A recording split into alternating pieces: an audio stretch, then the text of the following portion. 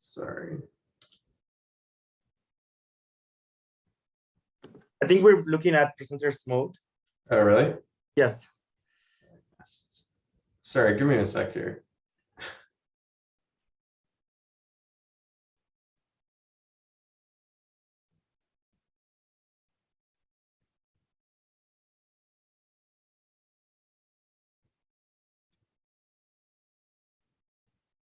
All right, are we good now? Yes. Okay, thank you. Yeah, so regulatory T cells are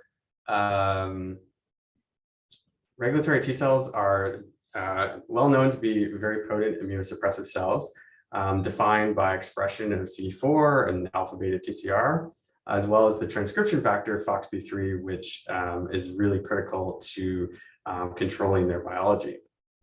And loss of T-regs leads to fatal autoimmunity in both mice and humans, while conversely, we can complement, if we supplement with T-regs, we actually can rescue this phenotype, demonstrating their really critical importance in preventing aberrant inflammation. And the mechanisms T-regs use for immunosuppression are really diverse and a broad range of molecular mechanisms, including production of TGF-beta and IL-10 as immunoregulatory cytokines, as well as expression of inhibitory receptors such as PD-1 and CTLA-4. But interestingly, when we take a look at peripheral tissues and in particular barrier tissues, such as the skin, regulatory T cells are really enriched in these tissues. And so you can see here that most of the CD4 population within the skin is actually T-regs.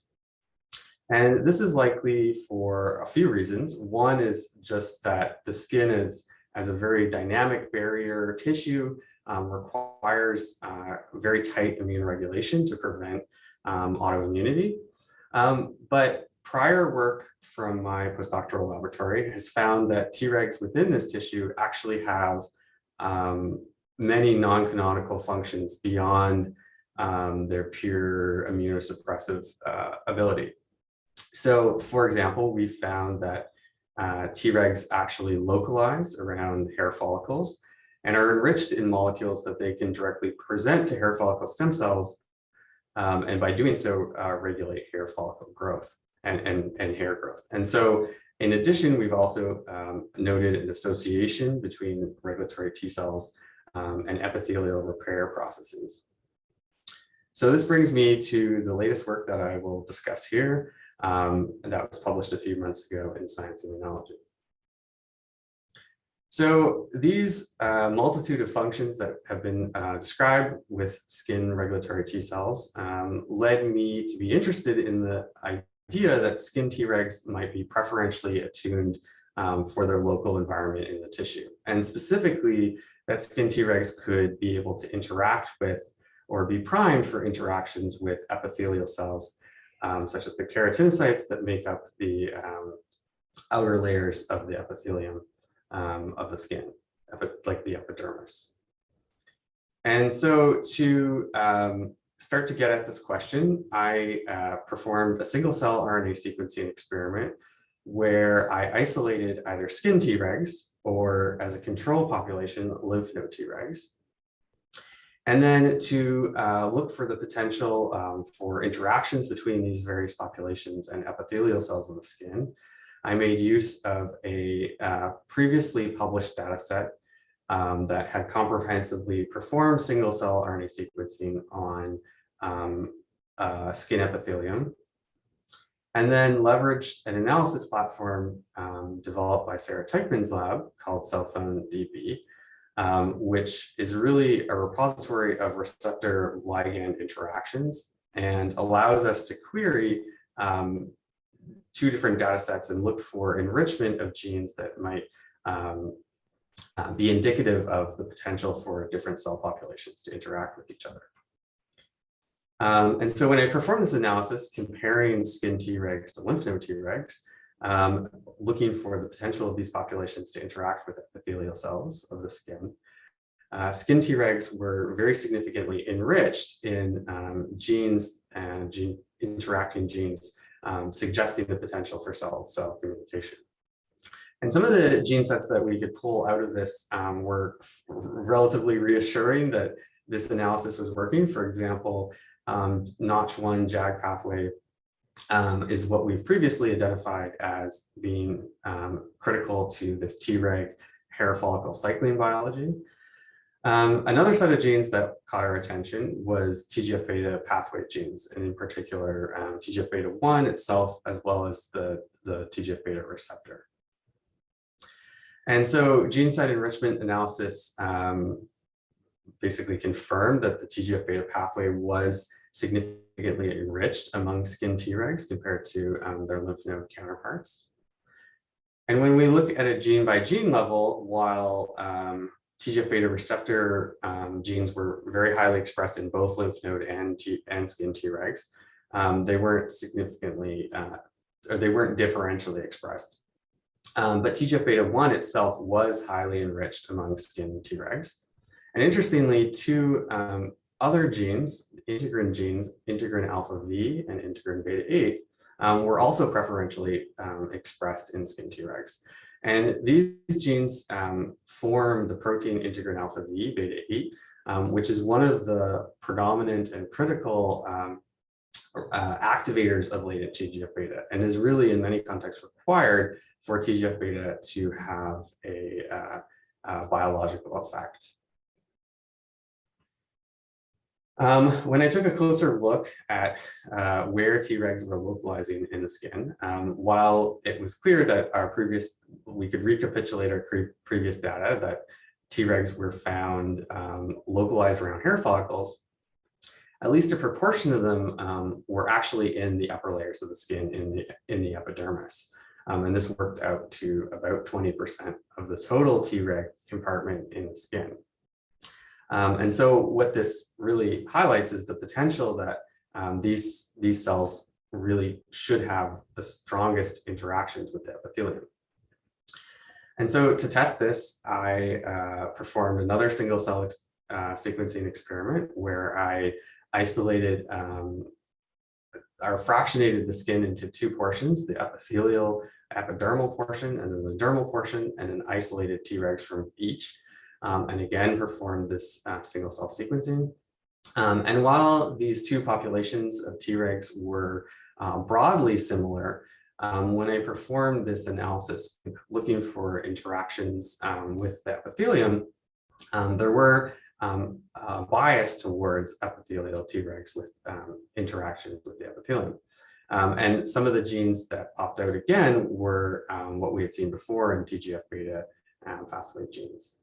And in fact, integrin beta 8 itself was actually preferentially expressed among these epithelial cells, really suggesting again that they are primed to use this gene to regulate somehow epithelial and keratinocyte function. So given this,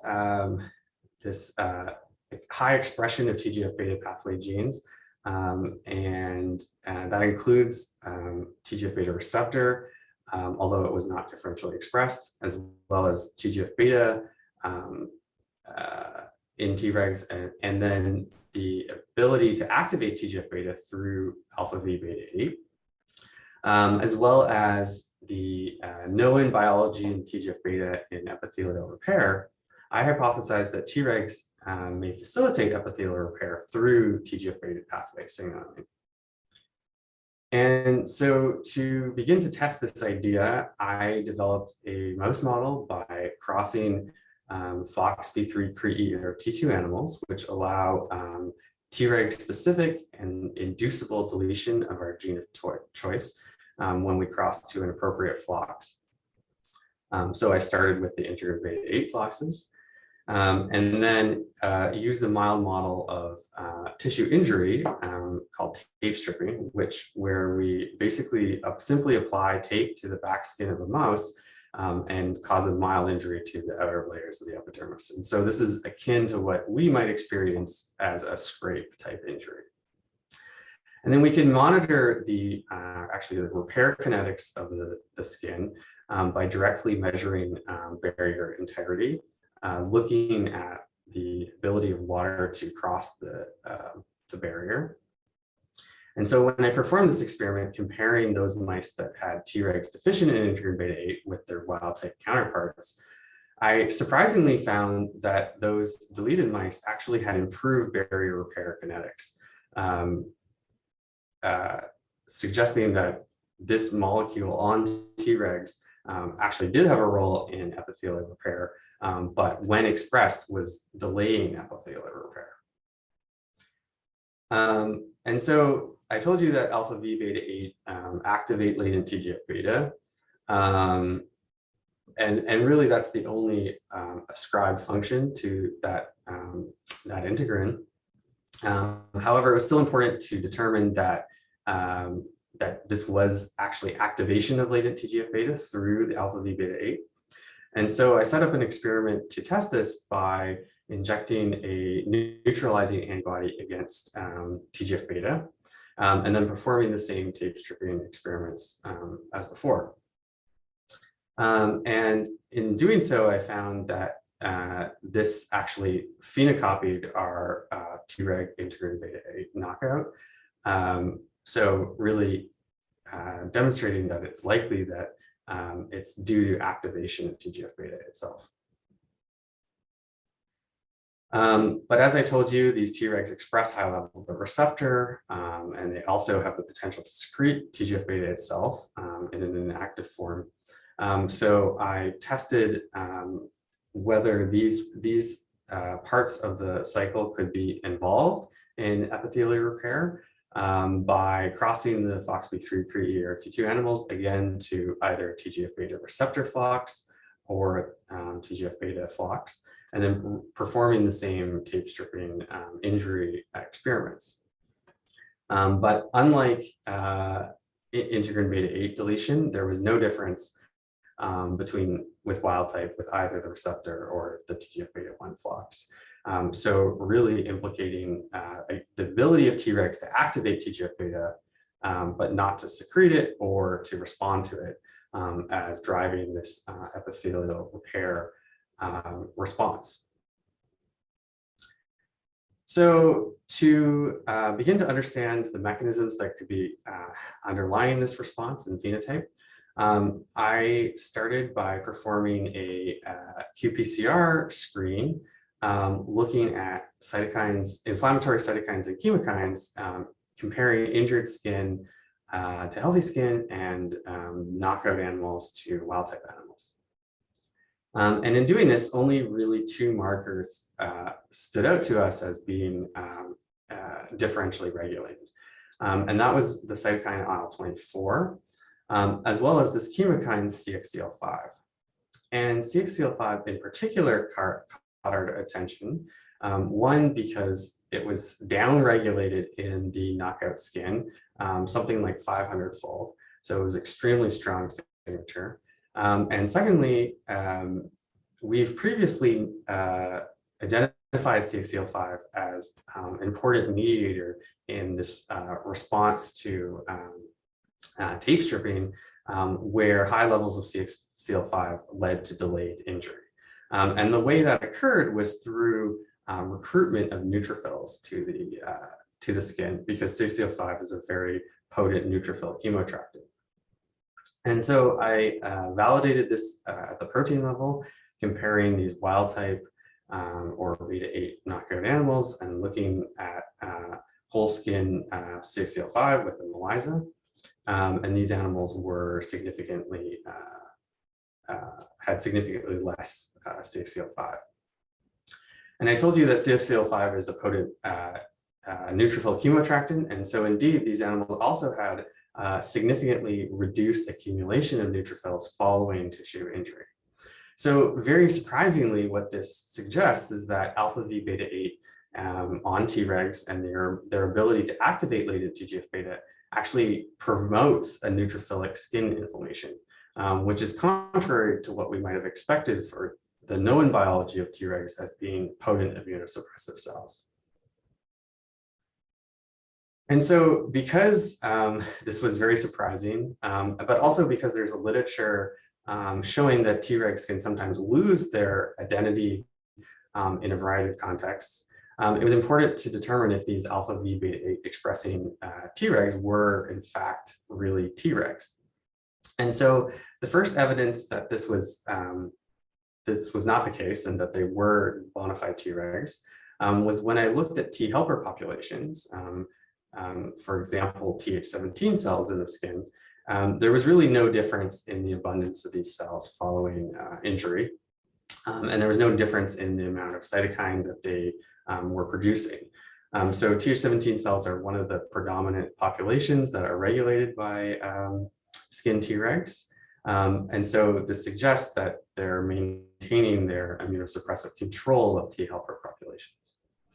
And further, when I went back to the single cell sequencing data and looked at canonical Treg genes and compared the integrin beta 8 positive expressing cells with those that don't express beta 8, there was really no difference in expression levels of these genes, including FOXP3 and CD25, CTLA4, and many others.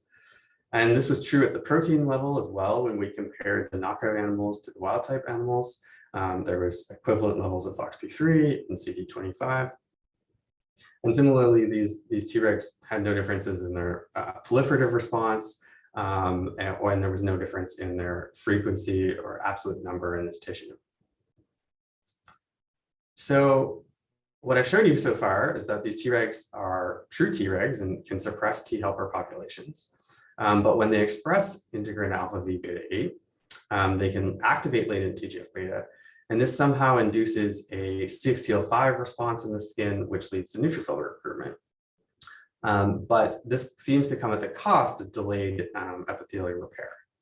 And so I reasoned that if mice that are deficient in integrin beta 8 have improved barrier repair kinetics because they don't get this influx of neutrophilic inflammation, they may actually be at risk of or increased risk of bacterial infection across a barrier, a skin barrier that's still actually injured. And so to test this, I made use of a infection model by using the skin pathogen Staph aureus. And I infected either these, the wild type or the Treg beta 8 knockout animals, and then monitored their ability to control the infection over time.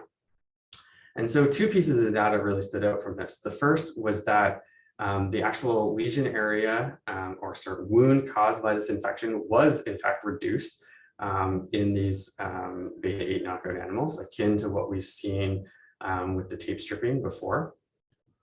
And along with that, there was a reduced CXCL5 production and reduced neutrophil accumulation. However, these mice had significantly increased bacterial levels, really indicating an inability to properly control the infection. And suggesting again that this loss of this neutrophil infiltration while allowing for improved barrier kinetics comes at the cost of risk of bacterial infection. And so I told you at the beginning that I was interested in the interactions between regulatory T cells and the epithelium.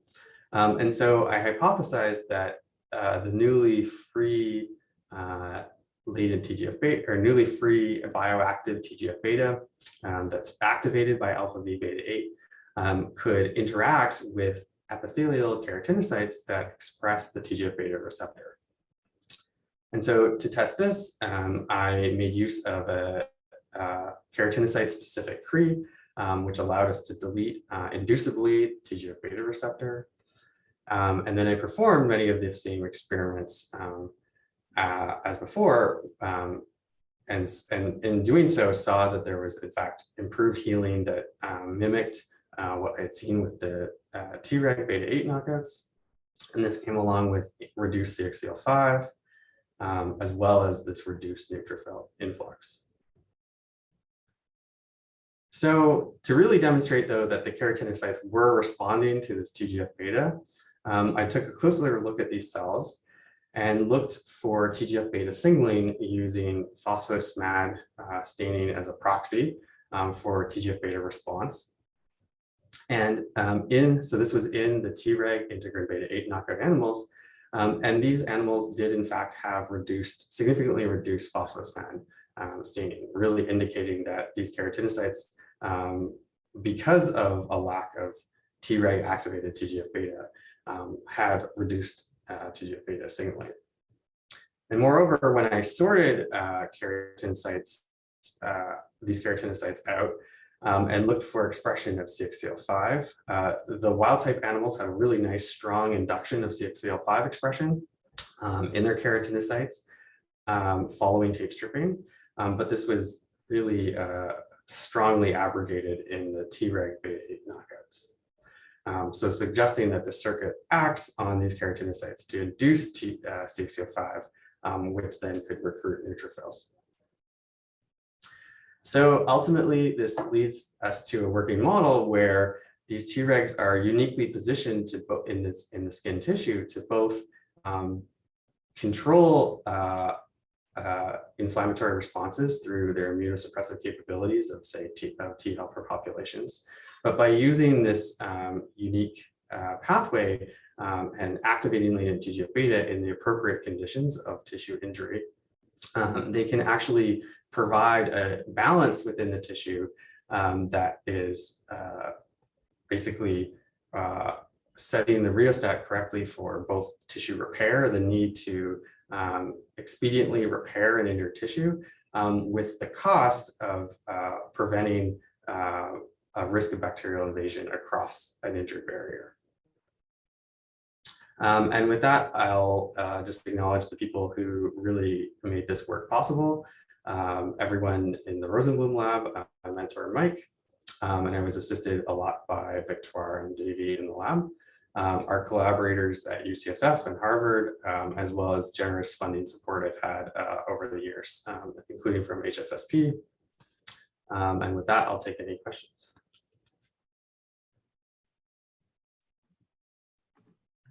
Thank you very much, Dr. Joshua. So if there's any questions, I could read it for you. I think there's one from Damian Maceda, who asked if there was a difference in amphiregulin expressing in your different T-regs populations. Yeah, that's a great question. So amphiregulin is highly expressed among skin T-regs, and certainly is differentially expressed compared to the lymph node population. So it seems higher among bulk skin T-regs. I never looked following injury, and have not looked, although I should, between the epithelial associated T-regs and the lymph node and the dermal T-regs. So that's definitely an important question. For those in the audience, amphiregulin is a really important repair molecule, and that's a very strong hypothesis that would be involved. He also asked if you perform any vitro suppression assays on these T-regs. No, we did not. Yeah, no. Although, yeah, go on. Yes, I would like to ask if you are thinking on performing any other type of inflammation model, like I'm thinking of melanoma in this T-reg deficit of this molecule, and what would you expect to see there? Yeah, so that's certainly something I've played around a little bit with. And there is a rich literature of T-regs using integrin beta-8 in the cancer landscape, where TGF-beta really can have a negative impact because of its broad effects in the cancer sort of tumor microenvironment, where it can really dampen an immune response. And so the various groups have used methods to target this molecule and T-regs with some effect in cancer. Some of the work I've done didn't really show much of a strong enrichment in the tumor models that I used. But definitely an interesting area of study. I think, you know, there's an important difference between this type of injury and an established tumor. It might be interesting to look at tumorigenesis and if there's a differential role in how TGF-beta is actually working at those two phases of an immune response to anti-cancer immune response. Okay, thank you. We have another two questions. One from Liz. She asked if have you tried this or in psoriasis models? No, that's also a great idea, but something we have not done. And finally, we have a question from Juan Rico. He asked, based on the ability of T-regs to process TGF-beta, what would be your prediction if tape stripe mice were treated with TGF-beta in a T-reg sufficient and deficient mice?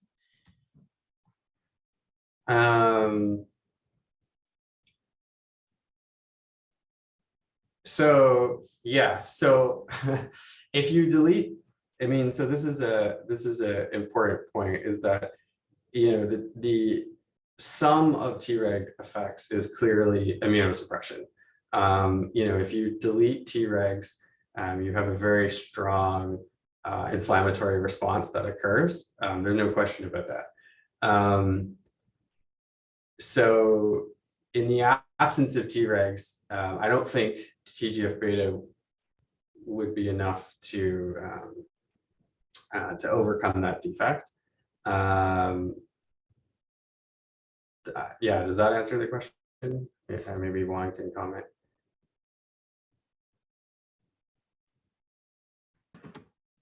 Okay, I guess so.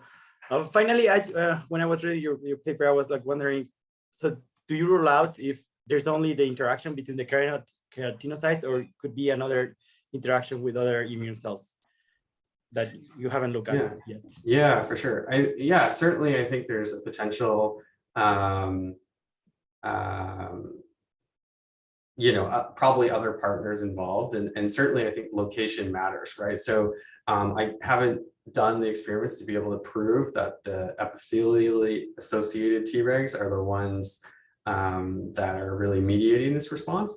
But you know, that would be my hypothesis, is that because those Tregs are in fact enriched in beta-8 and are, you know, locally acting to in a micro environment, acting to activate latent TGF-beta. And so, you know, those cells that are deeper down may be interacting with other partners. One thing that's relevant for TGF-beta is that it's often deposited in the tissue environment and tied to the extracellular matrix. So I think what happens in tissue injury is that it's like the availability of latent TGF-beta within the tissue, and then the Tregs are right there to activate it, and that can act locally on those keratinocytes that they're near. Whereas it's, you know, it's not diffusing throughout the tissue. Thank you. Thank you. Thank you very much. So if we don't have more questions, thank you for Joshua for your